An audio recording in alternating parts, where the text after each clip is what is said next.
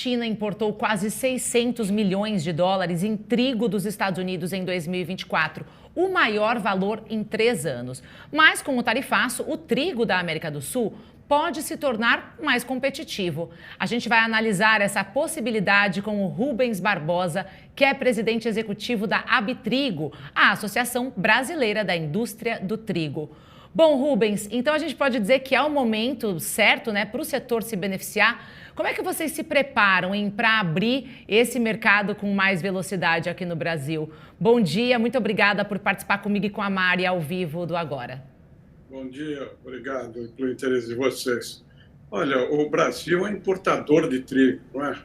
Nós não temos produção interna que atenda a demanda interna.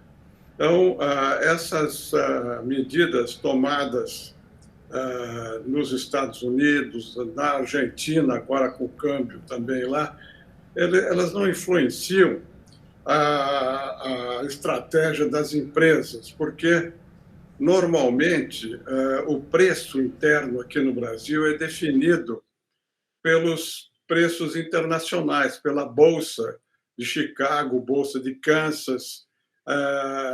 Então, no caso do tarifaço, não houve, nem vai haver impacto sobre o Brasil, porque o Brasil não exporta, o Brasil importa o trigo.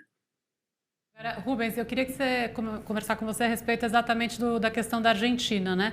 Porque no início do ano o presidente Milei tinha retirado algumas das taxas de exportação do trigo e aí beneficiando os produtores que estavam exatamente agora nessa fase de se preparar para o novo plantio numa onda positiva, e com o aumento de preço seria um duplo positivo. Mas teve um anúncio agora de que ele vai retomar essas taxas. Como que esse jogo em função do câmbio acaba afetando, no câmbio na Argentina, acaba afetando as decisões de produção do trigo lá? Olha, dependendo do nível da taxação que vai ser recolocada, pode influir, não é? Quando, há anos atrás, quando foi feito um aumento muito grande dessa taxa de exportação, não é? Do trigo argentino, caiu muito a produção interna. O ano passado, esse ano, a produção está muito maior do que a do ano passado, né? Talvez por causa da redução dessa tarifa para os produtores argentinos. Vamos ver, nós não temos notícias sobre o aumento que vai ser colocado, porque o Milei tinha reduzido isso um pouco, uma pequena porcentagem. Vamos ver, vamos aguardar. Mas, como eu disse, isso não influencia a decisão das empresas aqui no Brasil, porque o preço é fixado a partir do mercado internacional e não do mercado argentino. Agora, do ponto de vista da produção nacional de trigo, quer dizer, o que tem de desafios e de possibilidades, então, para os produtores desse setor e até quais são, principalmente, os grandes entraves ainda para você ter uma possibilidade aí de maior força nesse setor internamente? Olha, a Embrapa está fazendo um trabalho muito importante no norte do Cerrado, né? A produção nossa de trigo dos 4, 5 últimos anos quase triplicou, não é? Há 2 anos atrás nós tivemos 11 milhões de toneladas, né? Esse ano vai ficar menor, né? Ao redor de 8,5 milhões de toneladas. Há 5 anos atrás era 3 milhões e pouco. A projeção da Embrapa é que até o final dessa década nós vamos nos aproximar dos 20 milhões de toneladas. Eu acho que é um pouco otimista essa projeção, mas de qualquer maneira mostra que está havendo interesse dos produtores no plantio do trigo nessa região, no norte do Cerrado, e que a disposição da Embrapa de apoiar continua. Então, nós temos uma possibilidade muito boa do aumento da produção interna. De qualquer maneira, eu acho que o Brasil ainda por muito tempo vai continuar a importar trigo, sobretudo da Argentina, né, por causa das vantagens comparativas, pela proximidade, pela facilidade de chegar ao mercado, sobretudo no Sul, né, no Rio Grande do Sul, e no Paraná. Agora, queria entender um pouquinho mais, porque a Embrapa sempre foi fundamental, né, no debate aí para ampliação da produtividade mesmo no campo aqui no Brasil.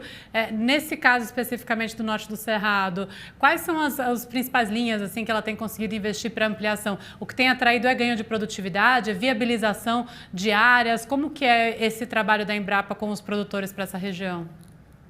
Olha, o trabalho da Embrapa foi muito importante, porque não só melhorou as técnicas de produção, como as sementes também mais resistentes, né? Então, é um trabalho que vem já de algum tempo e está produzindo resultado. Como eu falei, há um interesse grande nessa região, no oeste da Bahia, no sul do Piauí, no sul do Ceará, no norte do Distrito Federal, no estado de Goiás. Então, essas técnicas, né, de produção que a Embrapa está colocando lá têm dado resultados e eu acho que vai ser bastante positivo para o Brasil. Agora, para quem não acompanha tanto o mercado mesmo de trigo e as dificuldades, assim, o trigo no Brasil hoje, a região que ele mais é produzido ainda é no sul. E com que ele concorre ali na região para poder, né, para ter um pouco esse certo limite ali produtivo já ter sido atingido? Olha, o trigo é uma produção de inverno, né, como se diz aqui no Brasil. Por isso que o clima do Paraná e do Rio Grande do Sul, de Santa Catarina, favorece, né? Essas regiões são tradicionalmente, né, grandes produtoras de trigo. Isso vem de muito tempo.